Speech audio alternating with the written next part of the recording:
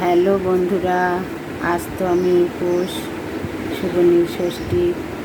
তাই আমি আজকে কি খাবো তোমাদেরকে দেখাই।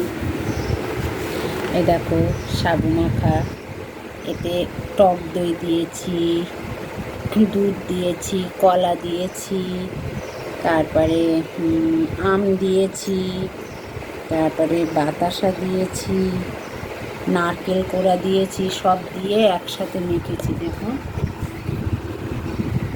এই যে সাবু আরও আছে ভেজানো, বেশি হয়ে গেছে অনেকটা। দেখো, মিষ্টি পুজোতে দিয়েছিলাম, এই মিষ্টিগুলো রেখে দিয়েছি, আমি খাবো। দেখো, দুধ, টক দই, খুব ভালো লাগে এইভাবে খেতে আমার। তোমরা কে কী খাবে আমাকে জানিও। শুভ দুপুরের অনেক অনেক শুভেচ্ছা বন্ধুরা। তোমরা সবাই ভালো থেকো, সুস্থ থেকো, আর এইভাবে আমার পাশে থেকো। আমরাও তোমার পাশে, তোমাদের সকলের পাশে আছি।